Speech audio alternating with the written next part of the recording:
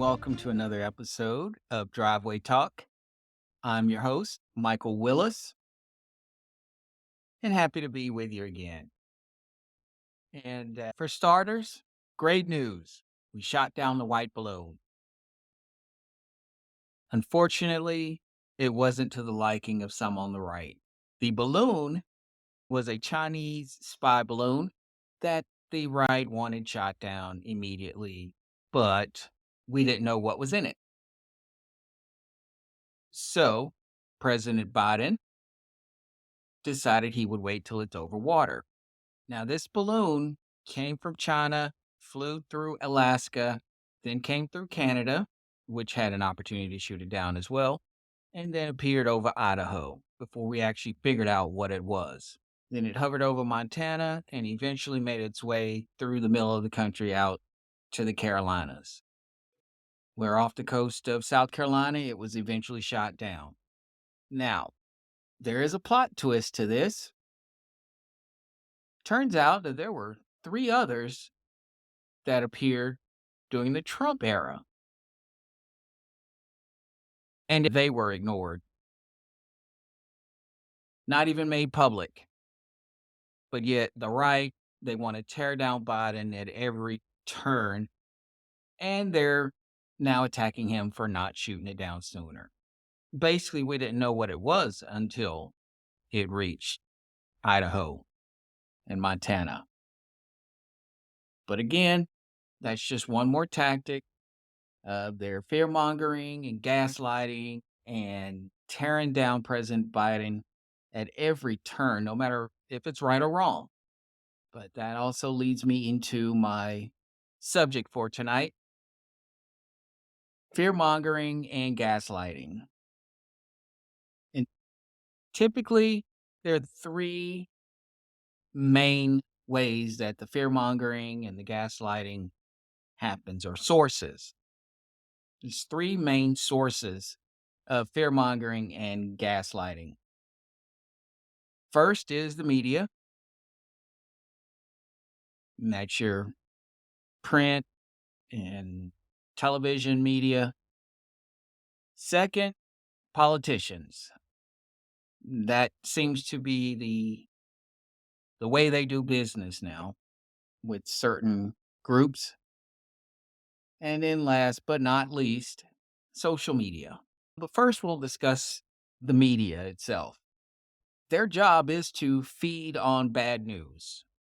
The more bad news they feed you, the more ratings they get, the more clicks, the more they get paid. Recently, economy talk is a big thing. That's all the time, actually. They discuss the economy, they discuss the recession, inflation, and basically put fear into consumers and the American people by constantly repeating these words over and over. They lead the news with that: recession, recession, recession. And it actually turns out that we really didn't go into a recession. Now, inflation did happen. Try to go get some eggs, same price year and a half ago. Not going to happen. Gas is about where it was, but it went up quite a bit. Other things have gone up. Your typical grocery shopping bill is a little bit higher now. So inflation is there, but the recession really didn't happen. The American people are still spending. A lot of American people still have jobs. I do think a lot of tech companies prematurely laid off people because they bought into the recession. But for the most part, it really hasn't happened. We still have low unemployment and all the fiscal numbers are still good. Another way they promote fear mongering amongst the people: crime. They constantly lead their shows with crime stories. They lead with homeless, they lead with welfare, gun violence, and they have you thinking that certain groups are the ones who commit all the crimes. And that's actually not the case. But They frame your way of thinking to thinking it's certain groups. And it's pretty much blacks and browns. Because when a crime is committed by a black or brown person, their mugshot is almost 100% shown, and that shapes your thinking. However, if you really look at crime statistics, more white people commit crimes, more white people are homeless, more white people take welfare, and the majority of gun violence, except in certain areas, are committed by whites. And then, of course, there are some outlets that are just dedicated to alternative facts. We'll go with your Fox, your Newsmax, your OANs. They are dedicated to giving you their slant on every story, as opposed to the actual facts. Twist their story to fit a narrative, keep certain groups angry for whatever reason the case may be, and in fear for their lives. And honestly, if you live in suburbia, your biggest criminals are your teenagers. I've witnessed this personally. Your teenagers that you are not watching or that you let go of a friend's house and their parents are not watching, the kids go out, they start committing crimes. They start pulling your door handles. And for some reason, you people in suburbia will not lock your doors. Please lock your doors to your home, to your car, and shut your garage. And I've witnessed teenagers just walking around pulling door handles, just trying to rob a car. Or I've seen them twisting knobs on doors just to see if they can just walk in somebody's house. So to me, what you hear on the news is exaggerated and glamorized for news stories to sell clicks, to sell airtime, basically to make money. But the actual criminals, if you're in suburbia, are in your own home. So watch your teenagers, make sure everything's okay, be a parent. The next biggest fear mongering group, gaslighting, are politicians. They use fear and misinformation basically for votes and money. Money comes from lobbying groups like the NRA and other groups, anti abortion groups, blah, blah, blah. They use fear mongering just to stay in office. Because I'll be honest, there's no reason Lauren Boebert should be in office at all. But they use things like guns to keep you afraid. They want you to think that literally every criminal walking the street has a gun, so you need to have a gun. And what does that do for that industry? Keep sales up. Anytime somebody mentions wanting to get rid of automatic guns like the ARs or AKs, Uzis, they instantly go to the airwaves and start preaching that the government wants to take your guns. That's not the case. The case is we don't need guns that are just for murder. They're not for protection. They are just for murder.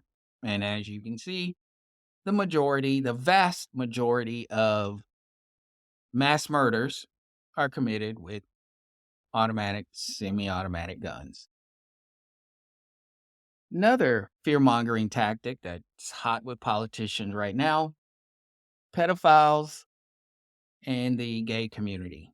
They're constantly preaching that gays are going to be grooming your kids, gays are raping your kids, and they're turning them to a lifestyle that you don't want your kid to go into. And the actuality is, when you look at churches and you look at the right, you will see a lot of pedophiles, guys caught with child pornography, priests, pastors, for child molestation, but yet they want to portray to the masses, and the masses do buy into it, that the gay community, LGBTQ, trans people are the ones after your kids. And that's simply not the case at all. But if you do an ounce of research, you'll see who's actually molesting these kids, kidnapping, taking them across state lines, putting them in sex work. Even Matt Gaetz, expecting he should be on trial pretty soon, or at least indicted. There's a lot of evidence that he transported a 16-year-old across state lines for sex purposes, but guess he's still in Congress, so nothing's going to happen for a little bit. Another fear mongering tactic: minorities and immigration. They've got, again, this goes back to the news media as well as politicians. They've got you afraid of minorities, and that Mexicans and anyone from south of the border, it's coming over to take over the United States. First of all, if you listen to some of Trump's speeches, they mirror almost word for word what Alec Baldwin's character in The Black Klansman said about blacks. Trump said the same things about Mexicans coming across the border. Fact is, Mexicans or anyone from south of the border, they're just here to get a better life. And if you think about it, who fixes your roads? Who cuts your grass? Who cooks your food? Who builds that highway in July when it's 100 degrees? The same people you are calling murderers and rapists and drug dealers and whatever else. Now, that's not saying that they're not some, but that's everywhere. That's in every race. But to just blanket say that these people coming across the border are just natural criminals is wrong. It's inhuman and just flat out wrong. And then there's some really petty things that the right in particularly seems to be mad at and want to blame liberals. For example, stoves, gas stoves. Recently, they were upset that everybody was going to try to take their gas stove. The government was taking their gas stoves away. And all it was somebody just made a comment, hey, maybe we can do away with gas stoves or at least make them safer, because there's studies that are starting to show that they're causing illnesses. Nobody's trying to take away your gas stoves, just like nobody's trying to take away your guns or anything else. Mount Rushmore is another very petty argument that the right is preaching right now. There was one article that came out from the Sioux tribe that actually owns the land saying they would like their land back. That's all. And all over you saw, oh, now they want Mount Rushmore. Now the libs want Mount Rushmore. And they don't. Nobody's even really mentioned that except for that article. But somebody got onto it and just spread it like wildfire. Next thing you know, now they're coming for Mount Rushmore. No. M&Ms. Few people got upset about the way M&Ms were being portrayed. Damar Hamlin. Damar Hamlin is a cornerback that played for Buffalo Bills. He was hit in the chest, in the heart, at the exact right moment and basically died on the field. They had to resuscitate him twice, and now he's alive. But some people wanted to say that he wasn't, and that there was an actor at the game in the suites. That wasn't really him. Why was his face covered? His face was covered because it was freezing cold out there. He was in Buffalo. It's freezing cold. He wasn't playing. So he was bundled up like you should be. So the conspiracy theories started gaining some traction, and he had to come out and do a video about, well, he said it was about his charity and thanking people, but basically he was just letting people know he was alive and that that conspiracy theory just needs to die. It's just stupid. People have too much time on their hands. Actually, I think there's too much airtime that people have to fill, whether it be on podcasts like this or 24-hour news stations. But people have run out of things to talk about and they have to fill time. They've sold that airtime, so they've got to fill it. And they glom on to stories like this. Damar Hamlin, everybody knows the guy is alive, but they still wanted to have a conspiracy about his death.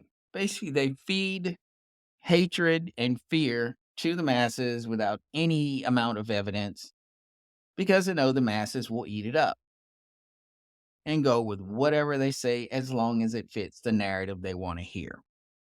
People are refusing, even though we're walking around with these handheld computers, they refuse to take a minute to actually do a little research.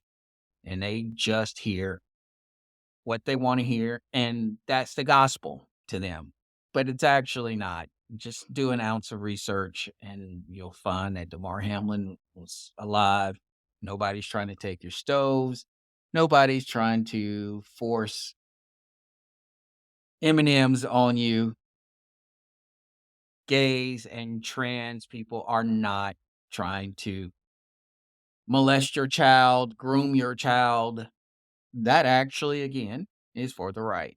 But one thing they do ignore are when another politician just flat out lies, commits crimes. They ignore those, like Trump, George Santos, Madison Cawthorn. Those lies are ignored to fit a certain narrative. People are still thinking Trump is a god. Madison Cawthorn, fortunately, the people of North Carolina voted him out because he was such a liar. And hopefully, George Santos will be booted out soon as well. I'll do a story about him and all of his lies in the coming days.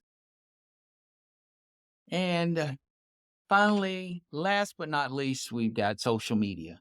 It's the lowest form of fear mongering, but it's just as powerful as the other two. People will create memes, they will create just posts with complete fabrication, but as long as it fits the narrative, it flies. No one does any fact checking again. They primarily take their cue from the politicians.